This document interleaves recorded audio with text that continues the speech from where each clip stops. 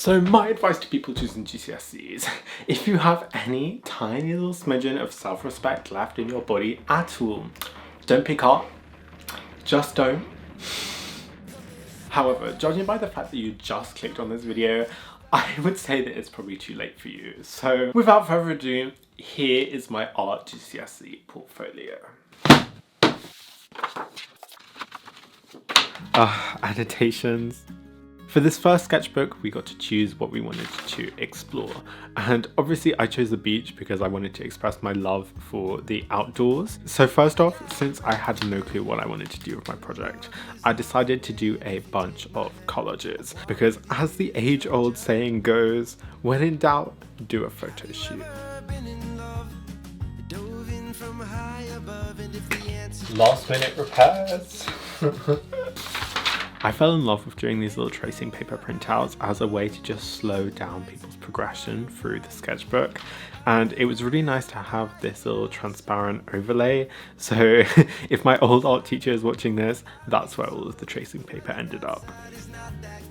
Also, apologies for my big toe creeping into the frame, by the way, but anyway, next up, inspired by these slightly dreary sea scrapes I found on the left, I did a series of charcoal drawings.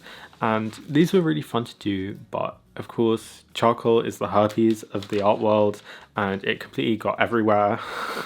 I think you can even see my fingerprints on the tracing paper here. So if anybody's looking to clone my fingerprints and frame me for a triple homicide, then all you really need to do is zoom in. I also did versions of these seascapes in acrylic on canvas using black and white and a little bit of Prussian blue, but pretty quickly I started to feel quite lost with my project because I wanted to do something fun and vibrant, and somehow I'd ended up pretty much exclusively using black and white and making something that pretty honestly reflected my mood at the time 2 years ago, which was depressed. And that was not what I wanted my art to be about. So I returned to the photo shoot and came up with some images that I really liked from the beach and did some quick drawings from them, which I absolutely detest and did not want to do. But I was told that I needed to prove my technical skills somehow to the examiner, and it worked because I got a 9, but you know, at what cost? This is by far my favorite part of the project. I'm so glad I moved on from those charcoal drawings. I made these stencils and then started working with spray paint and oil paint and mixing them to build up these really thick layers of paint. Oh no. Trying to imitate the wooden poles, or should I say groins, that you find on the beach, thanks to Graffiti GCSE. What I really loved about these was the vibrant colours and just trying something new, honestly. I'd never used spray paint properly before this, and giving myself some leniency because I was completely new to the medium allowed me to just let go of my perfectionistic tendencies and make mistakes and have fun with it, which resulted in me doing some pretty striking landscapes, if I do say so myself, where you can almost feel the wind rushing across the beach in these big, visible brush marks that direct you across the page. I heard loving's on the way, but I could use it right now 'cause I heard. Another word of advice from my old art teacher was, if you like making something, then repeat it until you don't like doing it anymore. And that's basically what happened here. I kept on iterating with my designs, using different media, experimenting. I also used clear acrylic medium for the first time, which I really enjoyed, before I decided that I should scale up my designs, resulting in these 2 big practice pieces that you guys might have seen in my other videos where I used them as drawing boards or background pieces. And then I continuing on with my idea until eventually I'd finish the whole sketchbook. Take my hand, I'll walk with you to Georgia.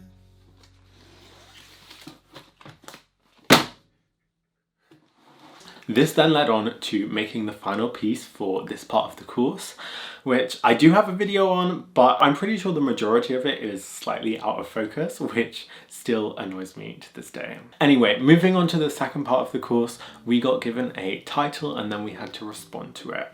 And the one that we got given that year was Reflections, I believe. And my art teacher just told me to interpret it however the fuck I wanted, because you could just market it as like a reflection on this, a reflection on that. So instead of it being like about mirrors, which was the obvious choice, I decided to do meat as a reflection on how you can be attracted to a steak on your plate and then also completely disgusted by an animal carcass.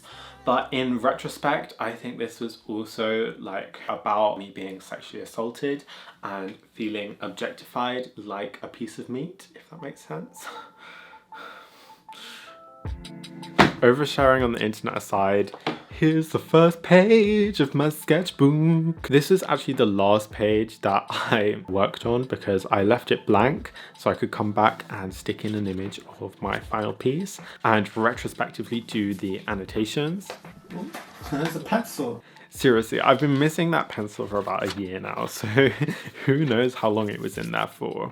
In the great tradition, after figuring out what I wanted to do, I had no clue where to begin, so I headed to my nearest halal butchers and got photoing. Just a disclaimer, if you're squeamish, then maybe fast forward about 6 minutes because this sketchbook probably isn't for you. My overarching goal here was to try and make this raw meat look as pretty as possible through abstraction so the viewer wouldn't realize what they were looking at, and then when they clocked it, they'd be slightly disgusted by finding it so pretty in the first place.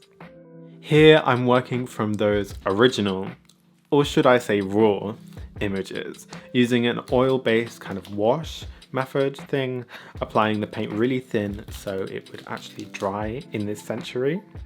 I also have to credit this project with my love of oil pastels. I use them quite a lot throughout this sketchbook because of their gritty kind of tactile quality, and there was just something about them that A, was really pleasing to work with, and B, fitted really well with my subject matter. And yes, this is the whole reason why I used oil pastels throughout my bullet journal. This is where I learned the drying time of oil paint the hard way. These little paintings were so caked with paint that I did them a week before half term, and then when I came back to school 3 weeks later, I believe, they still weren't dry. Moving on, this was me pushing the images to their absolute abstract limits. And again, when you're doing an abstract project, you still have to prove that you can copy a reference with a pencil. So that's what I spent the next few pages doing. Fun. I see art as a combination of ideas and technical skill, and both have to be in place for you to actually create something meaningful. Although it's worth noting that I have seen people just ride by just using technical skill or just using their ideas, but I would say ideas are more important because you can always develop technical skill later, like it's just practice. Talking of ideas, I don't know if any of you guys have heard of Mark Quinn, but I believe it was around here that I discovered his meat paintings because I was also researching the meat stuff for my product design portfolio and I fell in love. Guess what time it is now?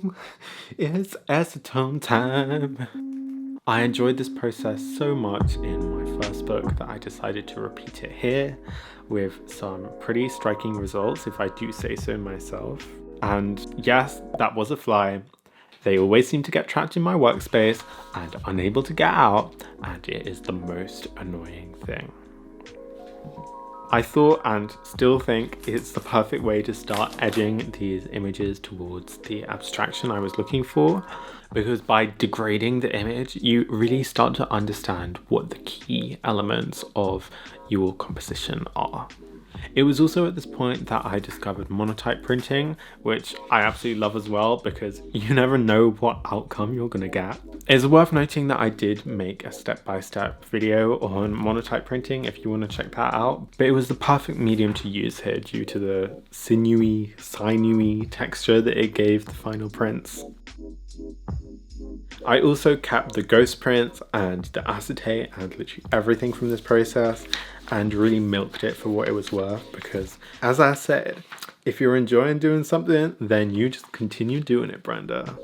Eventually though, it was time for something new. So I returned to Le Photo Shoot, inspired by these Spanish still lifes of hanging fruit. That rhymed. Wow. I acquired some expired meat. That rhymed as well. And then I got to arranging it and hanging it up, which I think was okay because it was going to be thrown away otherwise, but is still slightly morally dubious in my opinion. I'm not really sure how I feel about it. But anyway, the next few pages are my favorite edited images from the photo shoot, juxtaposed with some artist references, some charcoal drawings, which I was really proud of, by the way, and some Polaroids, of course. Shout out to my friend Ben for letting me borrow his Polaroid.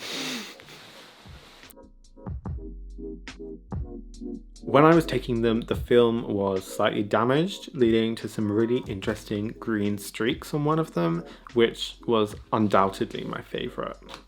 Anyway, from there, I'd pretty much filled the sketchbook, and so I had to figure out what I wanted to do for my final piece. Here at the back are the original impasto paintings, by the way, and also some spare drawings and paintings that weren't my favourite, so didn't make the final cut, but I also still wanted to include them somewhere in the book anyway. And yes, that is the sound of my arms being weak after not having to do any proper exercise for 4 months. My sketchbook is heavy. These are some test pieces I did in acrylic based on my photographs. And then this is the final piece for my meat sketchbook. I am planning on revamping it and doing like a whole background and doing like a line. And then on top of those 2 sketchbooks, I also did this big ass portfolio folder thing. Just so heavy because not everything fit into my A3 sketchbooks, so the bigger paintings and the bigger drawings are in there. Oh shit.